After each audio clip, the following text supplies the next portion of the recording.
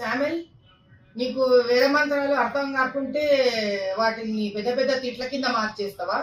కొన్ని తిట్లైన అర్థమయ్యే భాషలోనే మాట్లాడినావు కదా, తెలుగు భాషనే కదా అది. అవి నాకు అర్థం కాదు. ఇక మంది క్రిస్టియన్ మొత్తం కదా, అది ఎట్లా మంది కాదా, విదేశీ ఉంది, తెల్ల ఉంది. అరే అనుకోరాదు, వాటికన్ సిటీ నుంచో జెరూసలేం నుంచో ఒక తెల్ల ఫాదర్ వచ్చిండు అనుకో, బైబుల్ అంతా ఇంగ్లీష్ లో ఫస్ట్ పిష్ పిష్ పిష్ అని మాట్లాడిండు అనుకో, నీకు అర్థం కాలేదనుకో, దాని కూడా గిట్లనే తిట్లు అంటావా? ఏం తిట్లు తిట్టినావు? ఎరకనేనా నీకు అసలు? అమ్మలను తల్లులను కన్న స్త్రీలందరినీ అమ్మన అట్లా తిట్లు తిడతావు నువ్వు. ఇప్పుడు ఊరి పొలిమేరల దేవతలు ఉంటారు, మైసమ్మ ఉంటది, పోలేరమ్మ ఉంటది, ఎల్లమ్మ ఉంటది, పోషమ్మ ఉంటది, భద్రకాళమ్మ ఉంటది, సమ్మక్క సారక్కలు ఉంటారు, జాతరలు నడుస్తుంటాయి. మరి బాపనోళ్ళని పిలిపించుకొని వాళ్ళు పూజలు చేపించుకుంటారు. ఇంకా మంత్రాలు నీకు అర్థం కాలేదంటే అవన్నీ ఇంకా అమ్మలను తిడతావా నువ్వు? ఏవన్నీ తిడుతున్నట్టు నువ్వు? మీ ఇంట్లో మరి నీకు ఒక అమ్మ ఉంది కదా, మరి ఓ భార్య ఉంది కదా, ఓ బిడ్డ ఉంది కదా, అందరం తల్లులమే కదా మేమందరం. అరే యేసుక్రీస్తు మతం పట్టుకుంటేవి నువ్వు, కనీసం యేసు ప్రభువుకున్న మెతదనం కూడా లేకపోయా నీకు? ఎలాగైనా ఆయన తిట్టంగా వింటివా? గిట్ల తిట్లు తల్లులను తిట్టంగా వింటివా? అంటే ఇప్పుడు నీకు అది ఆ భాష కూడా అర్థం కాకుంటే నువ్వు మేరీ అమ్మని కూడా తిడతావా? ఇంకా నీకు వందే మాత్రం అర్థం కాదు అనుకుందాం, భారత మాత్రం తిడతావా? మరి ఇప్పుడు యాదగిరి గుట్ట ఉంది, భద్రాచలం రామయ్య గుడి ఉంది, అక్కడంతా వాళ్ళ ఎస్టీ తాండలే ఉంటారు అక్కడందరూ. మరి వాళ్ళందరూ భద్రాచలం పోతారు, రామయ్య దర్శనం చేసుకుంటారు. మరి అక్కడ బాపన వాళ్ళంతా వేద మంత్రాలే చదువుతారు, అర్థం కాదు. మరి ఇప్పుడు ఏమని తిడతావు? తాండలలో ఉన్నమా ఎస్టీ అనగములను తిడతావా? ఈ తిట్లంతా వాడు అమ్మలను తిడతావా?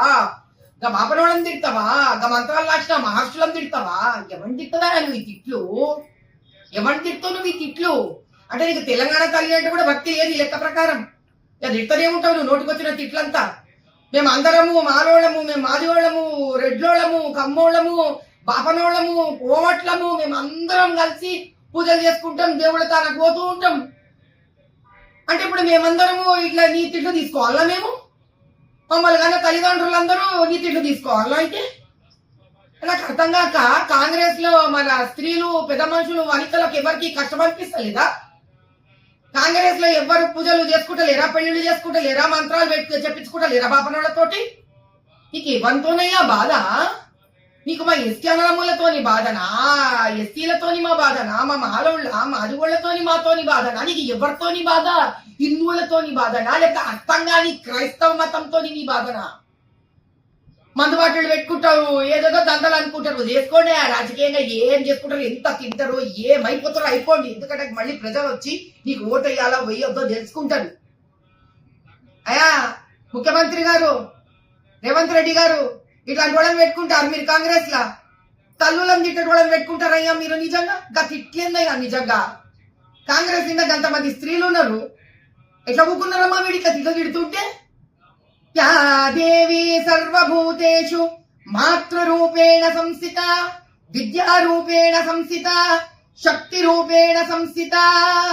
నమస్తస్యై నమస్తస్యై నమస్తస్యై నమో నమః. చెప్తున్నా చూసుకో శామ్యుల్, నువ్వు క్షమాపణ చెప్పినా నాకు ఇంకా ఫరక పడదు. స్త్రీ శక్తి, స్త్రీ శక్తి. అది కాంగ్రెస్ పార్టీ గాని, టిఆర్ఎస్ బిఆర్ఎస్ గాని, బీజేపీ గాని, ఏడ ఉన్న భారతదేశంలో ప్రపంచం అంతా సరే, అది మరియమ్మ గాని, పోలేరమ్మ గాని, భారత మాత గాని, తెలంగాణ మాత గాని, తల్లులను పట్టుకొని అంటవా బయలుదేరుతారు. అదే తల్లులు నీకు సమాధానం చెప్పడానికి బయలుదేరుతారు. అయ్యా రేవంత్ రెడ్డి గారు చూసుకోండి, తల్లులను తిట్టేవాడిని పార్టీలో పెట్టుకుంటున్నారు మీరు. దీనికి సమాధానం మీరు చెప్పుకోవాల్సి వస్తుంది ఒక దినం. జై బోలో భారత్ మాతా కీ జై, జై బోలో తెలంగాణ తల్లికి జై.